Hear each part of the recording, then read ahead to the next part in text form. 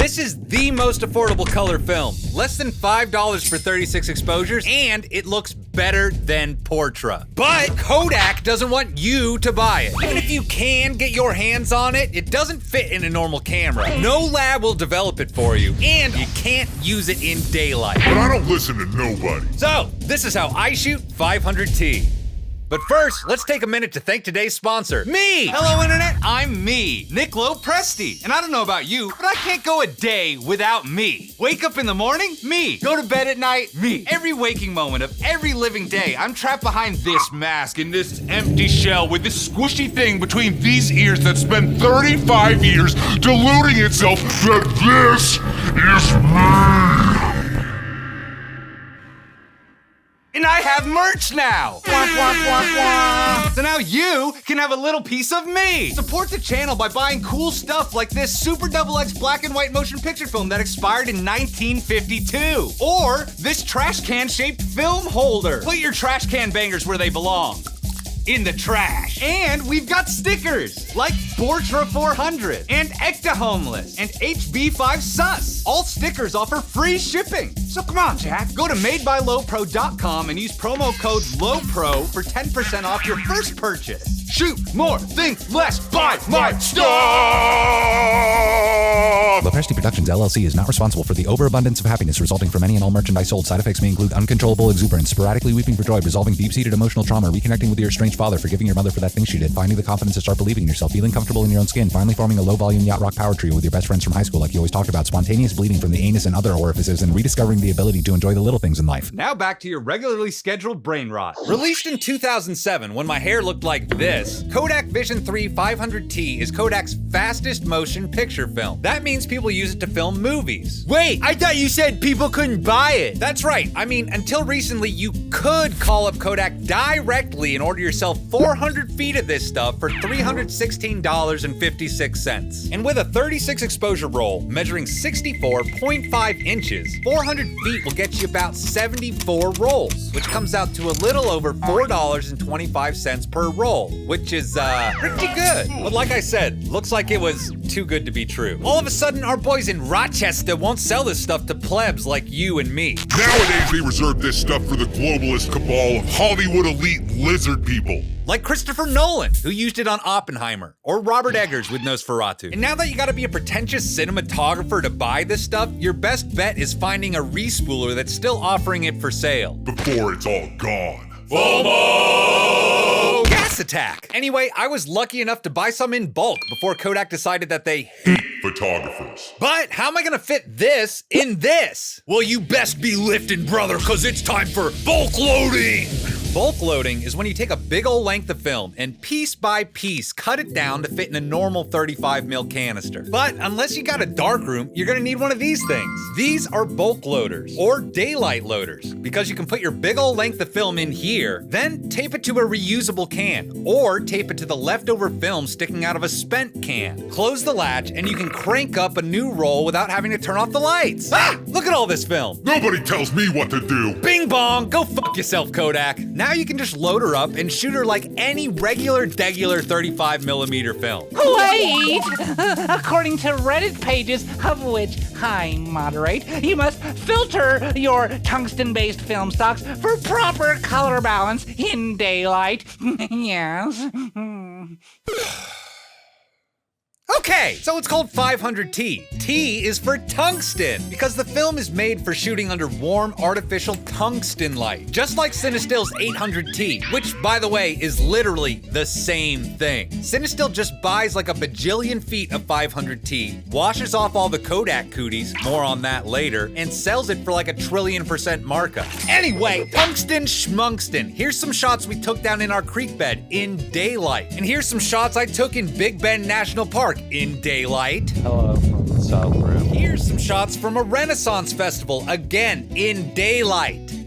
They look great. So what's all this fuss about with color balance? Well, let me break it down. Back in the day, before we had computers, when everything was analog and we had to think for ourselves, it would have been a bitch to color correct each and every shot in a dark room. But now we have Lightroom, and Negative Lab Pro does all the thinking for me. So, photo time!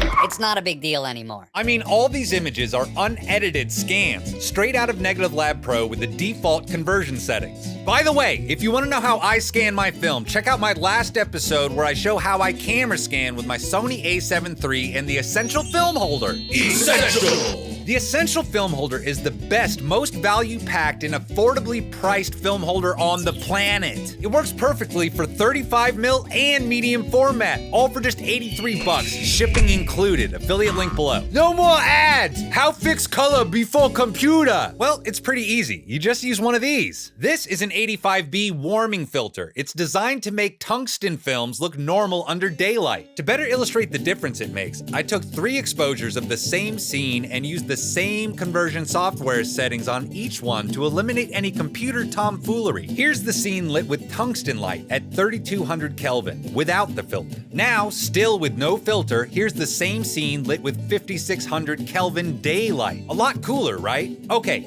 now here's the same daylight scene with the filter. Beautiful. Now let's swap back and forth from the 3200 no filter to the filtered daylight scene. Pretty close. But again, this is all Bullshit! Here's those same 3 scans after feeding them through Negative Lab Pro for auto color correction. They look the same. I mean, if anything, I like the non-filtered look more in some scenes, because things that look really red will look even more red in contrast to everything else that got cooled down. So, don't let some Reddit losers talking about some fancy schmancy filters scare you away from 500T. Hey, you neglected to specify your development procedures, and 500T cannot be developed like a standard C41 color negative film stock, according to the analog community pages of Reddit, of which I moderate. That's right. Thank you, Reddit. Okay, like I said at the start of this video, most film labs won't develop 500T for you. You see, normal color negative films are developed in a process Kodak calls C41. Anyway, C41 is for stills photography color film, but all those pretentious lizard people in La La Land had to get their own Special movie film chemicals.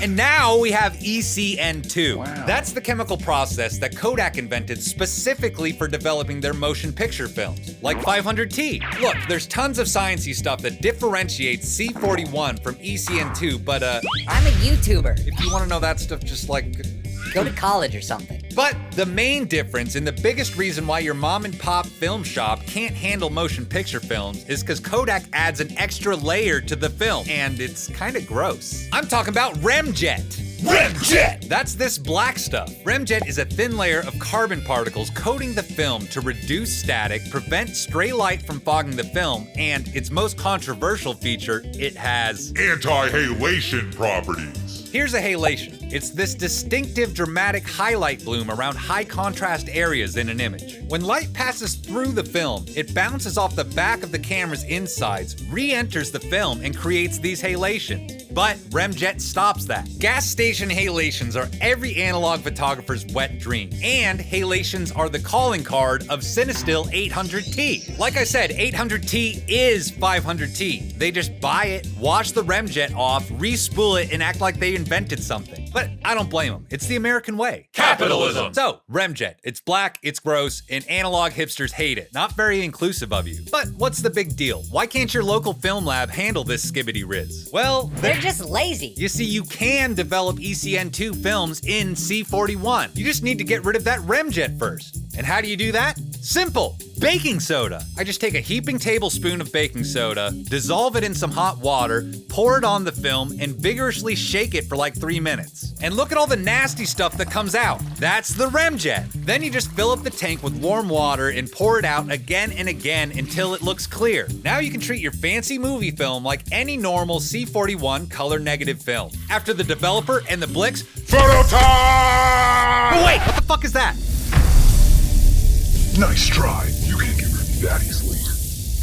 Remjet! So yeah, even though we took out the bulk of it with the baking soda, there's still some residual Remjet coating the film. So before you do your final rinse and hang up your rolls to dry, you're gonna have to scrub it up dub. It's bath time! That's right, since a 36 exposure roll is about 5 feet, I like to take mine into the shower. That way, I've got plenty of room to hold it up high under running water and use my fingies to squeegee off all that icky black stuff. I mean, you can do this step at the sink, but unless you got 3 arms, your roll's gonna be flopping around all the dirty food bits and scraping against the counter. Anyway, once you've wiped your roll clean, you still gotta do a final rinse with Photo Flo, so it doesn't get any water spots after drying. And that means you gotta take your wet floppy roll and feed it back onto your Patterson reel, which is easier said than done. Pro tip! It's a lot easier to re-spool up your soaking wet roll with one of those old school metal reels. Anyway, once you're done wrapping up your wet floppy rolls, you can just throw it back in the tank, pour on some Photo Flo, which is really just fancy film soap, add some distilled water, agitate, and bingo! You have successfully developed ECN-2 motion picture film. Take that, Kodak. Here's some more sample pictures scanned with the Essential Film Holder, affiliate link below. Look, I really hope Kodak decides to stop restricting the sale of this stuff. It's the most affordable way to shoot professional grade color film. If you're interested, B&H still has this listing for 400 feet of Vision 3 200T, affiliate link below. It's a bit slower than 500T, but